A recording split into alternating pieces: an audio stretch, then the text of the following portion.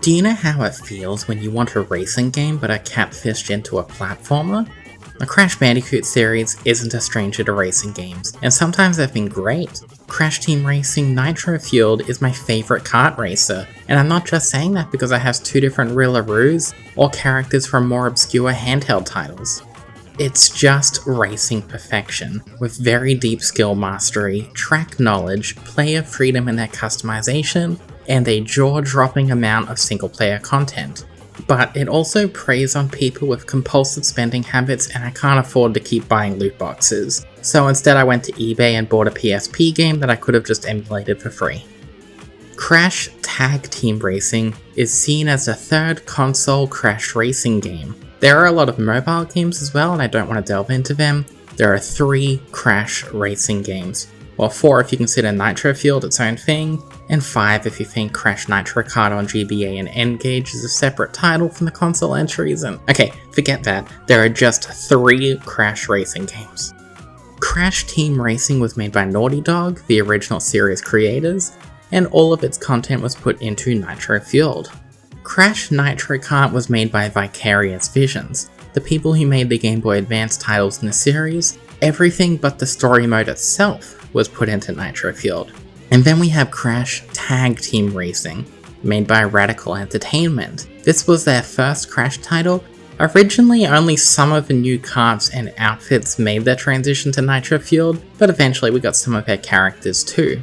Strangely, none of the tracks here made it into the Crash Racing remake.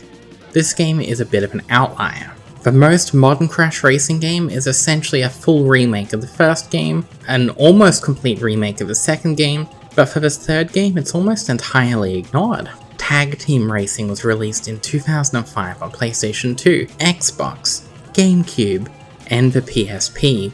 The PSP release features a little extra content but comes with the expected faults like its controls and graphics not being quite as good. Developed by Radical Entertainment, the company would later give us Tattoo Titan Crash. This is the last Crash platformer to give us the more classic look until the original trilogy's remakes over a decade later. I actually really like the look of him here. It's honestly one of my favourite depictions of him, at least until he does anything, in which case this becomes one of my least favourites. This depiction of Crash is insufferable, his voice is annoying and his idle animations are even worse. He frankly ruins the cutscenes he's in. He's more immature than anything. Crash isn't the type of Bandicoot to just do armpit farts and laugh at it.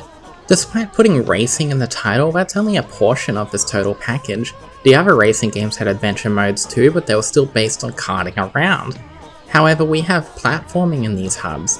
And honestly, while there isn't any real challenge here, I had quite a bit of fun in these hubs. Definitely more than Crash Team Racing, which isn't the most elegant map to traverse, and it has a vehicle less responsive than, well, just feet. Crash feels responsive to control, and he has a great automatic ledge grab which will help you if you don't quite stick for landing.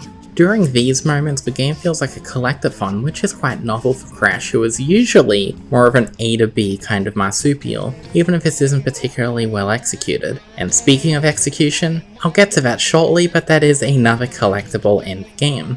There aren't any enemies here. In fact, there are just innocent people minding their own business, meaning you can just beat up these children or push the elderly into bottomless pits or shark-infested waters. It's up to you.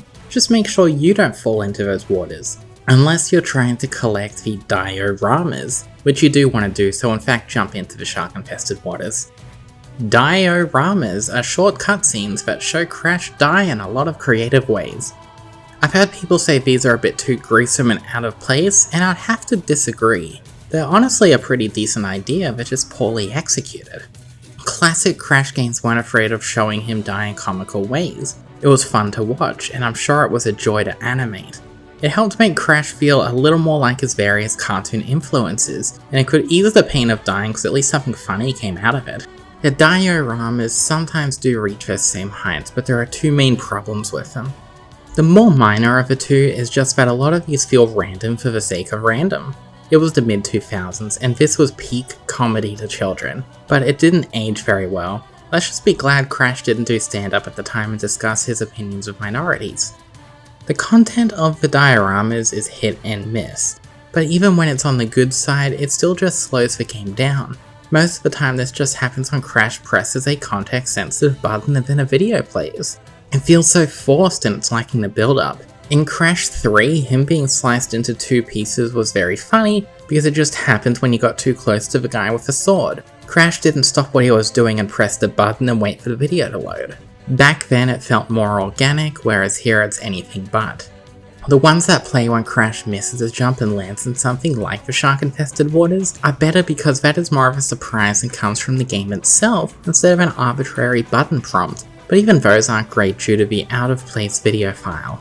Other context-sensitive video clips do take place outside of Crash dying violently.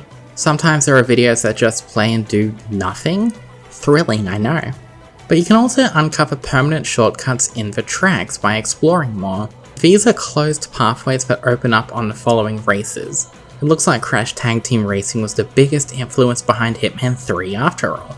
But besides dying and attacking the innocent, there is still quite a bit more to the game here. We have a variety of minigames including monkey bowling, and others that aren't monkey bowling so they're not worth talking about.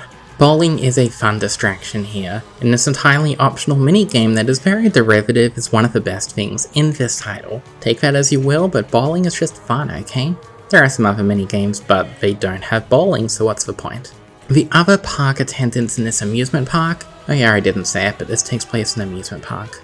The non-minigame staff are usually here for trading sequences. This is genuinely where the game's comedy lies. The park attendant's dialogue is genuinely funny most of the time, but you wouldn't know because this game has no option for subtitles. So if you're hard of hearing, either play this game with some kind of fan-made transcript or miss out, sorry. This is actually a serious problem with accessibility, but at least the in-game instructions are laid out with text, even going as far to give you blatantly obvious hints if you keep coming back empty-handed.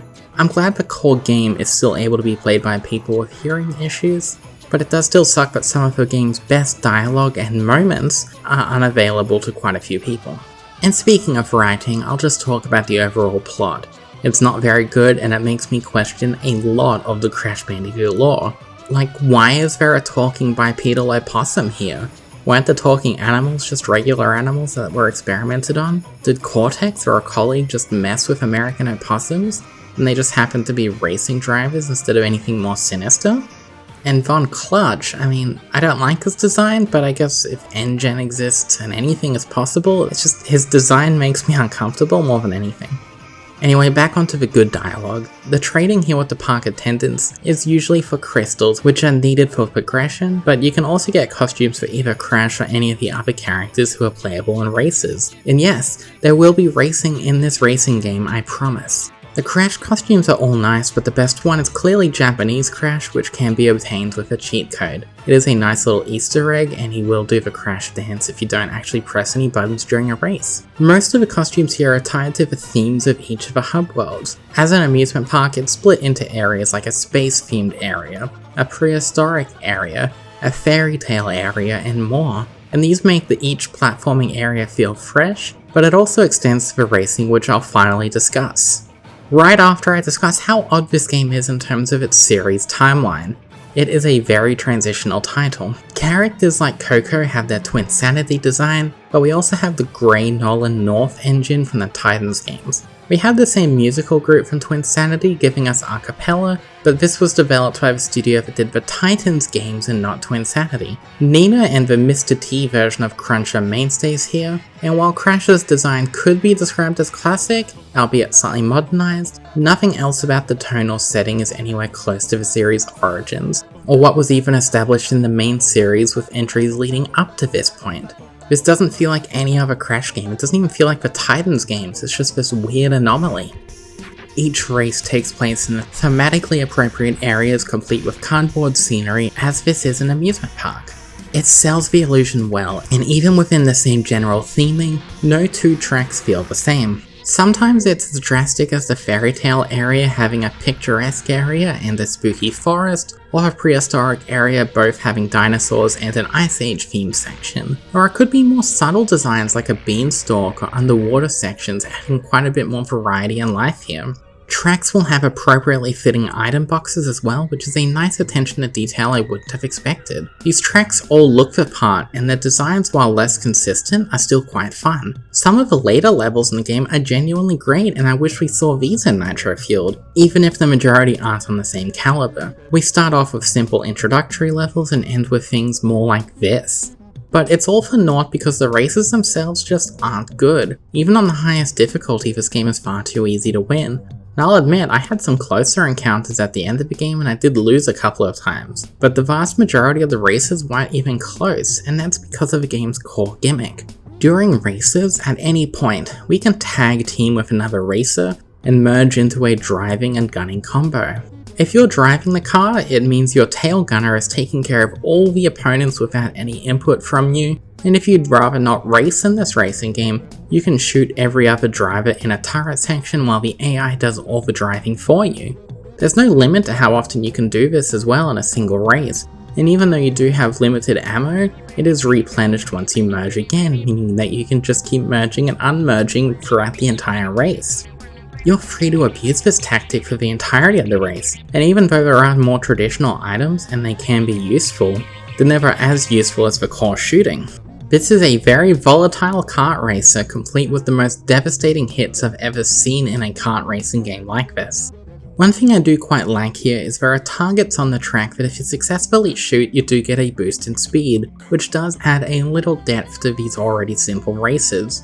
But to make things worse, some characters are just far better than others. Each character has their own unique turret and they can be devastating or a bit of a hindrance. And unlike prior Crash racing titles, you're not locked into any picks. So if you find you're not a fan of a particular style, you can just change to a different character between races, even if it makes no sense plot-wise why you'd be switching all the time.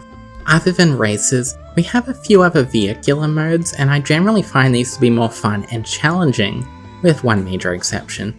That is just for time trial, with no other races, combat, or anything.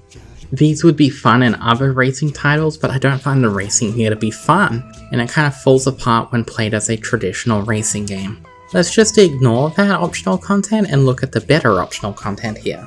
Each of these is more fun than the other racing challenges, but they're still so lacking in terms of new content and depth that I can't even pad my video with them. And just like for time trials, these following modes take place in existing racetracks, which means they did get time to make an impression on me because I wasn't really going back for repeat races. One mode has us in a turret the whole time and we have to take care of opponents who rubber band around us.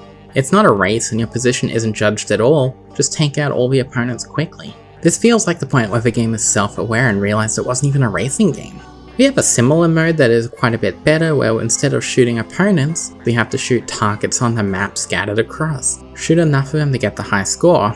It might sound like the same basic thing, and it is very similar, but this is more fun and challenging as they're specifically placed objects instead of just rubber banding enemies, and it's made a bit more devious by the fact that this game forces you to use specific characters so you can find yourself outside of your comfort zone with a character who isn't ideal to use. But the most fun of these extra diversions is the one where we actually get to drive and aren't just stuck in a turret. This mode is called Crashinator, and it sees us driving through one lap of a track with no opponents. We just have to drive through the targeted displays that are scattered across the road. The timing is strict enough here that I feel a bit on edge when I mess up and try to correct myself, and the margin for error is quite large, but driving too carelessly won't see you beating this. It reminds me quite a bit of Relic races from Crash Team Racing, but instead of hitting boxes to stop time, we're just hitting boxes without exceeding the time limit. It's fun, and while it does make me think of a much better game I wish I was playing instead of this, it's not enough to make me actively hate the experience, so I guess that's something. Oh yeah, and we also have a battle mode which could be fun in multiplayer but isn't in single player, since the game itself already feels like a battle mode, but this time we're just in small arenas. And there is a stunt mode as well which exists and I will never come back to again, so I won't acknowledge it any further. This is one of those games where for the most part, you never need to try to actively think about what you're doing. It's not comfy enough to be comfort food, but it leans more in that spectrum than a traditional racing experience. I don't know if I like this game or not, honestly. It left such a little impression on me that it won't stick with me, but it was also quite memorable in quite a few ways. The iconography, the music, the jokes both good and bad, these will all fester in my brain for the rest of my life. but the actual core game is just so middling. Even when the tracks are at their best, the game tries its hardest to stamp out that greatness. I feel like this game is wrongfully ignored. It's not a bad game, but at the same time I can't think of any compelling reason to actually recommend it to anyone. It wasn't offensively bad, it wasn't a pleasant surprise, it was just there, and now it's not.